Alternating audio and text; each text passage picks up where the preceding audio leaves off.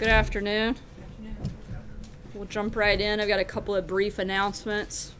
Today at 5:45 p.m., the White House will hold a background briefing for reporters regarding the administration's Iran strategy.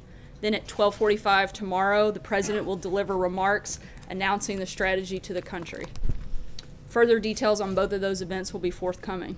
Until then, I know you guys have lots of questions, and although I really enjoy answering them every single day, especially your more serious policy-focused questions that we tend to ask and hear, I thought it would be nice, since we're at the White House and we have the option of calling in the Marines, that today we might call in one of our favorites, General Kelly.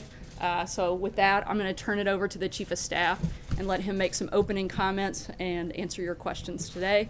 And after he concludes, of course, our team will be around later this afternoon to answer any further questions. Thanks, guys. Well, good afternoon. Great to be here. A couple of comments, I guess, and then open it up for Q&A. I would have to tell you that coming into the job as the Chief of Staff, I had decided to not do too much with the press until I got my feet on the ground and figured out what base I was on any given day. Prior to this, when I was at DHS and certainly as a Marine general officer, interacted with the press a great deal. But coming into this job, I really needed to get to know the lay of the land. I have done, I think, 3 off the records. The first one of which was, of course, violated. But thank you for all of you that didn't violate the trust from those off the record periods. I would just offer to you that although I read it all the time, pretty consistently, I'm not quitting today. I don't believe, and I just talked to the president, I don't think I'm being fired today. And I am not so frustrated in this job that I'm thinking of leaving. I would tell you, this is the hardest job I've ever had. This is, in my view, the most important job I ever had. I would offer, though, it is not the best job I ever had.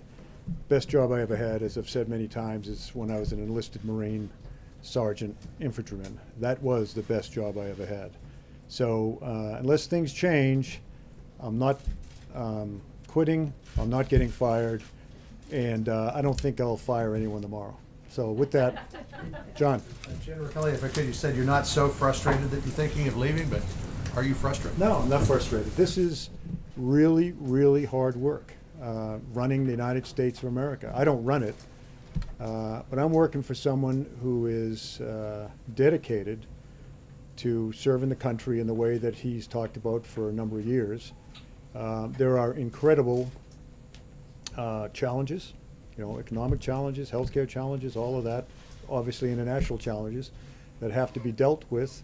I don't mean any criticism to Mr. Trump's predecessors, but there was an awful lot of things that were, in my view, kicked down the road that have come home to roost pretty much right now that have to be dealt with. This is hard work, John. And my only frustration, with all due respect to everyone in the room, is when I come to work in the morning and read about things I allegedly said or things that Mr. Trump allegedly said or people who were going to be fired or whatever, and it's just not true. That's my frustration. I mean no disrespect to you all. I don't know all the names, so you. I appreciate that, and thank you for coming out here today. We hope to see you more often. Let's go to one of the hard things that is facing you right now, the situation in Puerto Rico. Mm-hmm. And since you're here to speak for the president, let's talk about his tweet this morning. Does President Trump believe that the people of Puerto Rico are American citizens Yes. who deserve the same access to federal aid as the people who live in Texas and Florida? Yes. What is his tweet about then? Which tweet? The tweet where he says that we can't be in Puerto Rico forever. I think he said the U.S. military and FEMA can't be there forever. Right? He did, yes. Okay. First responders, First FEMA responders. and the minute you go anywhere as a first responder, and this would apply certainly to the military, you are trying very hard, working very hard to work yourself out of a job. There will be a period in which we hope sooner rather than later to where the U.S. military and FEMA, generally speaking, can withdraw, because then the government and the people of Puerto Rico are recovering sufficiently to start the process of rebuilding. I just got off the phone. I've talked to him many times with the governor of Puerto Rico. Great relationship. President deals with him periodically. We saw him when we were down there last week. So, you know, this country, our country, will stand with those American citizens in Puerto Rico until the job is done. But the tweet about FEMA and DOD, read military, is exactly accurate. They're not going to be there forever. And the whole point is to start to work yourself out of a job and then transition to the rebuilding process. Yes, sir. Okay, I'm Dr. Anthony Harper with the Intermountain Christian News and Christian Newspaper Association, and in light of the President in support of pulling out of UNESCO, what would the President's response, to UNRWA defunding, which is a UN agency that has been in the schools specifically inciting kids to violence against the Jews, and our tax dollars going into that? Do you have any statement about, in light of UNESCO pulling out, about UNRWA? No, I mean, I'm not as familiar probably as I should be with it. I would just offer that the responsible way to look at any program, and certainly when I went to DHS, and I did this in Iraq and other places I've been, when we're expending U.S. taxpayer money, we should look at every program and decide whether it is being successful. If it's not being successful, then change it so it can be successful, or sometimes you just say it's not going to work. Go ahead. Follow-up to that would be, the Prime Minister just came out today, there was a release, the government press office in Israel. Prime Minister welcomed the withdrawal from UNESCO, and I had met with the Prime Minister of Israel in May about the UNRWA issue. He's very concerned. He made a statement in Jerusalem Post not too long ago in denouncing UNRWA, so I thought it would be... I'd have to get more familiar, sorry. General Kelly, Margaret Brennan, yes, thank you very much for coming out and doing this. You focused a lot on process and establishing processes here at the White House. I'm wondering if you can explain... Is this the iron hand that I brought to the staff? No, but did you? No. Is that how you see it? You don't see that you have an iron hand? Just put some organization to it. Well, can you explain... Put a smile on my face. Although you guys with the cameras always catch me when I'm thinking hard, and it looks like I'm frustrated and mad. Yeah, what is your frustrated face? Huh? But back to the question. Can you explain what the process was with this Pakistan raid, what the President's involvement was, how you sort of... Pakistan raid? The Pakistan raid to release these Americans who... Caitlin Coleman and her family. Oh, no, the level... Okay, good, yeah. The level of the President's involvement and awareness and... No, I think we have, roughly 20. In fact, with 4 of them, the 3 children, of course, being U.S. citizens and the mother, we've now reduced, and I'm not making a joke here, but we've now reduced the number of hostages by almost 1/3. But that's not to take away from all of unfortunate people that are still being held hostage. I'll use the term partners in Pakistan. We've been watching for the family. What can I say? I'm not making up a lie here. I'm just staying within the classification. Let me just say the Pakistanis, great partners in this regard that they are, and I think there's been a change. Hopefully there'll be a change in the cooperative relationship between the United States and in Pakistan. But the good news is the Pakistani officials got custody of the American citizens, 4 American citizens, 3 children, 1 adult female, and then of course the husband is a Canadian citizen. Took them into custody, held them held them. We had arrangements to transport them back to the United States or to Canada, any way they wanted to go, medical treatment along the way. A lot of this, of course, would be psychological treatment. They've been essentially living in a hole for 5 years. I mean, that's the kind of people we're dealing with over there. Luckily, and thank God that the Pakistani officials have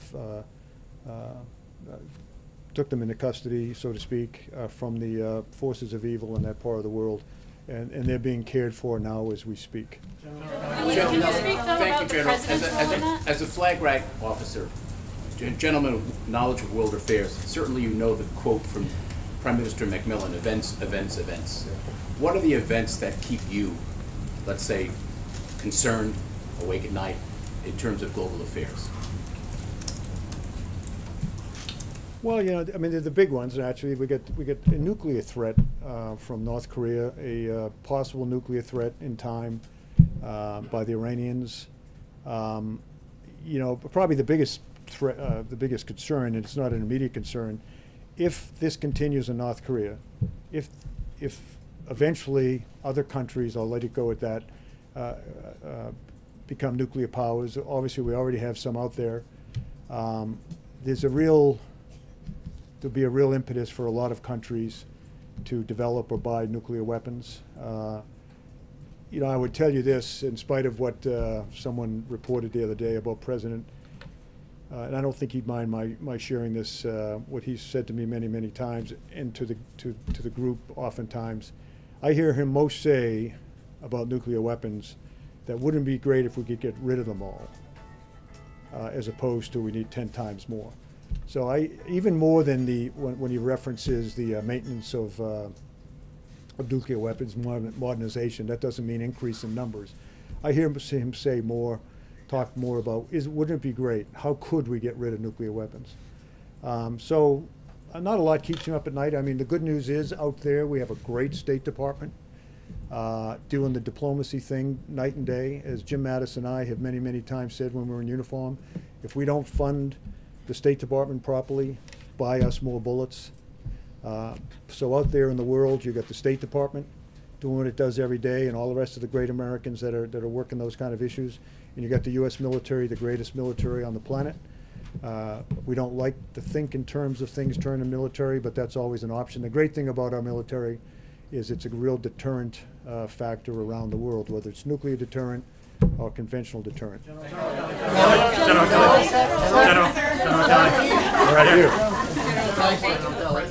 Just to get back to a thing that happened a couple of days ago.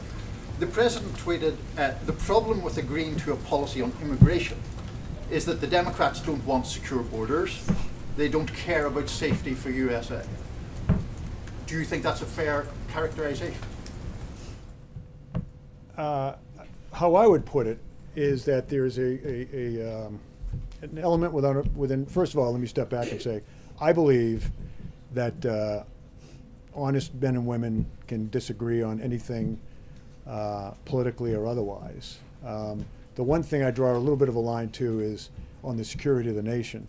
There are certainly people in our country that have the opinion that that open borders or near open borders are fine. People should be able to come and go. There are others, myself included. You can bet the president.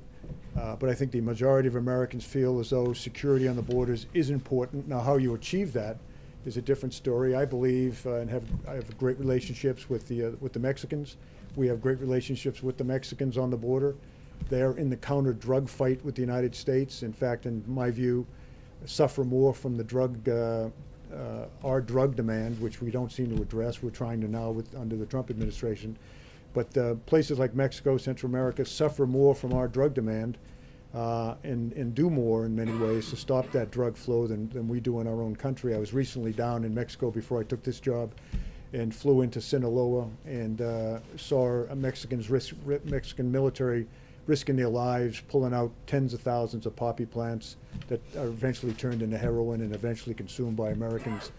But we need to secure our borders, and that includes the maritime, our ports. We have unbelievably dedicated men and women, CVP, DHS, that are doing that every day. We need to reinforce what they're doing down on the border. We definitely need more wall or physical barrier. We have about 600 miles of that border now secured by some type of physical barrier. By the way, the Secure Fence Act in 2006, you ought to check it out. Who voted for that? Certainly Senator Obama did, I believe, Senator Hillary Clinton, Senator Chuck Schumer, all voted for it. And we have a worse situation on our southern border. And I'm condemning Mexico here again. They're great partners, but we have a worse situation on our borders 10 years later, yet there's this unbelievable resistance to securing our border. And again, some of that is physical barrier. All of that for sure is people, technology, things like that. So we have to secure our borders, and this includes, as I say, our ports: New York, Boston, Houston. Don't have nearly the issues on the northern border with Canada, Great partnerships there, but the problem with our southern border is the drug flow and the illegal immigration flow rides on a network that right now comes up through into the Western Hemisphere from abroad, up through Mexico, Central America, Mexico, and into the United States. Got to do something about it. Yes, sir. You talk about frustrations. Peel back the curtain for us, since you're in a first row vantage point with the president. What are his frustrations right now? And secondly, a big decision that's going to be upcoming is the Fed chair position, possibly here in the next few weeks or upcoming months. Where does that stand? How actively is the administration engaging that at this moment? One of his frustrations is you, all of you, not all of you, but many of you. As I say, when I first started talking, again, I'm a reasonable guy, but when I read in the morning, I read well, I won't tell you what I read, but and watch TV in the morning, it is astounding to me how much is misreported. I will give you the benefit of the doubt that you are operating off of contacts, leaks, whatever you call them. But I would just offer to you the advice. I'd say, maybe develop some better sources. Some person that works way down inside an office, or just develop some better sources. The Congress has been frustrating to him. Of course, our government is designed to be slow, and it is. His sense, I think, as a man who is outside of the Washington arena, a businessman, much more of a man of action. I would say his great frustration is the process that he now finds himself, because in his view, the solutions are obvious. Whether it's tax cuts and tax reform, health care, infrastructure programs, strengthening our military. To him, these all seem like obvious things that need to be done to protect the American people, bring jobs back. These are all the things that he sees as vital to protect the American people, to advance American economy and whatnot. And the process is so slow and so hard sometimes to deal with. So I think those two things. And the Fed, where does everything stand with the Fed right now? Are you guys days away, weeks away? Some time away. I mean, there's still ongoing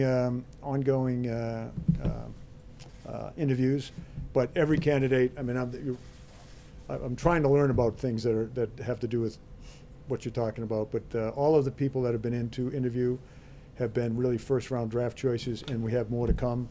And it's a very measured process. He has great, obviously, advisors to help him make that decision. Thank you. President Trump. Are the people in the front row like the most important people, or is it? No, seriously, how do you end up? We're the cannon fodder. We're the first in line when they start shooting. Okay. General Kelly, thank you so much, and thanks for being here today. President Trump in recent days has gotten into a bit of a war of words with Senator Bob Corker, the latest Republican who he's had a public feud with. As his chief of staff, are you concerned that he's jeopardizing his agenda by feuding with members of his own party? I'm not. I mean, he's a straightforward guy, the president is. That's the one thing I've found he is. I have found him, 9 weeks in the job, willing to work with anyone to advance the agenda being what's good for America, what protects America. You've seen him reach out to these people on the other side of the aisle. I think, not to get into, well, let me just say that when members of Congress say things that are unfair or critical, the president has a right to defend himself. When I read about things that are what I would perceive to be unfair or critical, unnecessarily critical, I will call members of Congress and just ask, is there anything I can do to help you with that misconception you have, or maybe explain to you why I did this or that.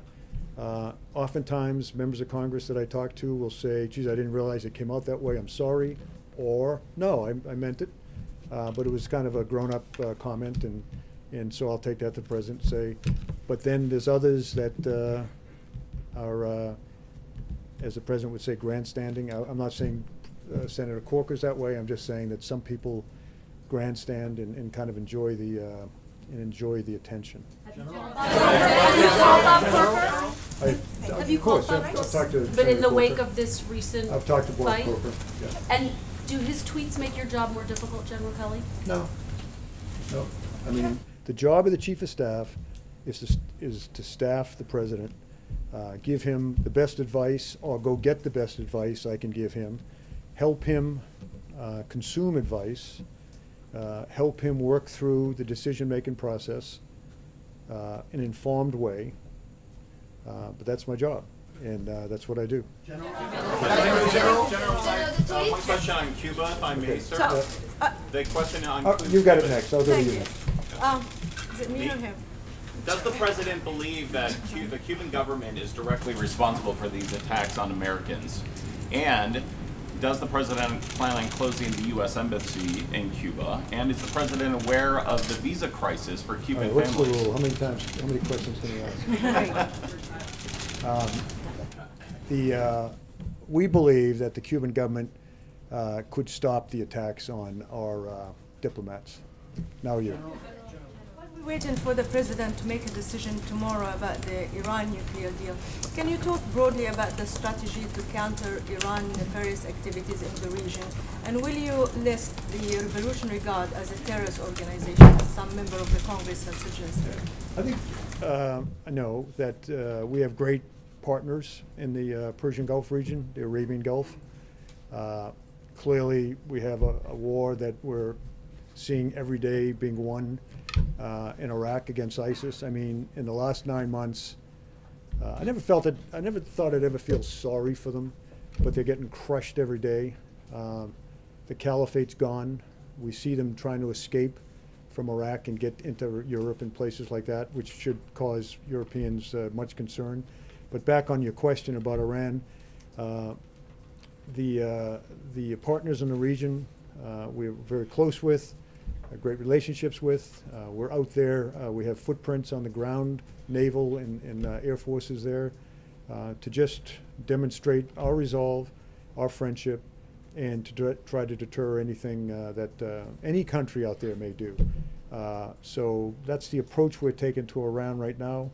Clearly, the president has he's deep in thought, to say the least, about way ahead in Iran. And once again, he's not the only one that thinks that maybe the deal that was struck under the previous administration is a deal that, in the long term, even in the medium and long term, will protect America. Go ahead.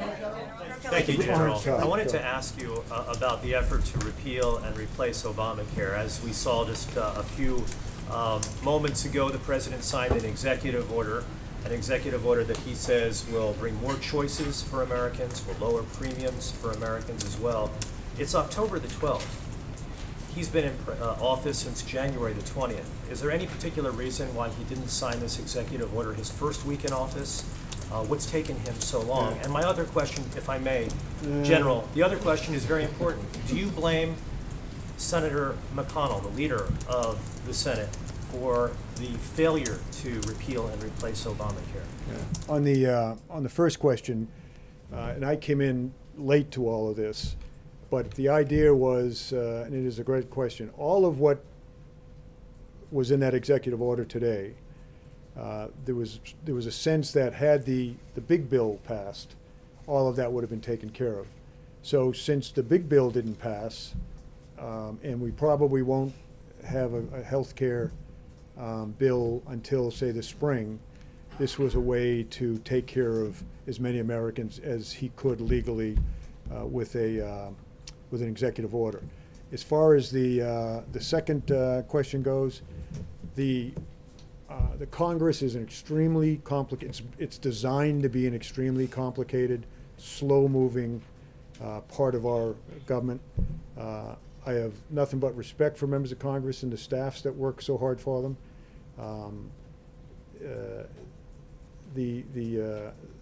Sometimes it's like talking to Nancy Pelosi once. She's the leader, but boy, is it really hard to lead. I'd say the same thing about the majority leader in the Senate. There are 100 or whatever, 100 members of Congress that look to their states, have their own political baggage to deal with, and they're not always reliable on every vote to vote the way that the president or Mitch McConnell wants to vote. So, that's good. One more. Who's the lucky one? Thank you very much, sir. First of all, congratulations. On what? For the new job. Yeah. So, as far as U.S.-India relations are concerned, recently many tragedies have taken place here, and Indian American community in India paid a tribute on 9/11 at the Georgetown University in cooperation with the Indian Embassy and also at the Gandhi Center, as far as the tragedy in Las Vegas is concerned. My question is that Indian Ambassador Mr. Sarna said that time has come now. U.S.-India should stand together against all these terrorism. And same thing, Prime Minister Modi, when he was here at the White House, he told President Trump that India is with the U.S. anytime, anywhere, as far as fighting against terrorism. So where do we stand, sir, today as far as U.S.-India relations are concerned?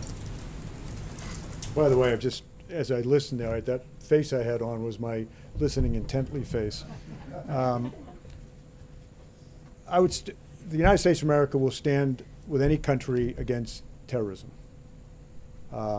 We stand with countries we're not so friendly with, and we stand with countries that we're extremely friendly with like India. This cancer of terrorism, as we crush it in the caliphate, as you all know, is moving in other directions, to include the West, into Western Europe. But the northern part of Africa is suffering terribly, and it will grow there. As it moves south in Africa, it's moving out into is already in South Asia. Very, very dangerous. I went to a very, very good conference that King Abdullah of Jordan invited me to, the Aqaba initiative, where he had all of the Southeast Asia countries represented, particularly the big Muslim countries, to include the Philippines. They have many, many Muslims, as you all know, in the southern part of the country.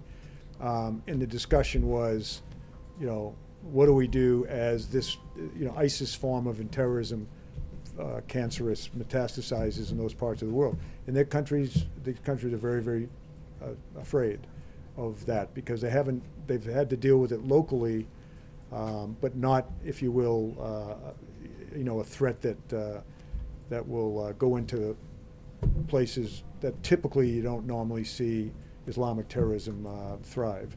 So again, I would say that the United States will work with any country, does work with every country that is trying to get its arms around terrorism of all kinds. And there are different types. It's not all religious-based. There's the various types of terrorism, but that would be my answer. But I think that... Thanks a lot. Sir, is President Trump going to visit India? Is President Trump going to... Someone asked me an end. Yeah. Thank you, General Kelly. I have a question about the tweets. That's a big part of this administration. Do they get you by surprise, and are they official statements? And on the war against North Korea, what are the chances? Should the American people be worried about the war? That's two questions. Yes. Which one should I answer? Both. The American people should be concerned about a state that has developed a pretty good ICBM capability and is developing a pretty good nuclear reentry vehicle. I would believe, I think I speak for the administration, that state simply cannot have the ability to reach the homeland, and for that matter, the homeland. Right now, there's great concern about a lot of Americans that live in Guam. Right now, we think the threat is manageable, but over time, if it grows beyond where it is today, let's hope diplomacy works. As far as the tweets go, it's funny. I read in the paper. You all know, you write it, that I've been a failure at controlling the president, or a failure at controlling his tweeting and all that. I was not sent in, or I was not brought to this job to control anything but the flow of information to our president, so that he can make the best decisions. I have found that Mr. Trump, from the day I met him, he's a decisive guy. He's a very thoughtful man, I should say. He takes information in from every avenue he can receive it. I restrict no one, by the way, from going in to see him. But when we go in to see him now, rather than onesies and twosies, we go in and help him collectively understand what he needs to understand to make these vital decisions. So again, I was not sent into or brought in to control him, and you should not measure my effectiveness as a chief of staff by what you think I should be doing, but simply the fact is I can guarantee to you that he is now presented with options, well thought out options. Those options are discussed in detail with his team, and then he comes up with the right decision. But it's always, always, always focused on protecting America and advancing America's economic development, jobs for America, safety for Americans. And with that, I'll let you go, and I enjoyed reading about it tomorrow. Thanks a lot, everyone.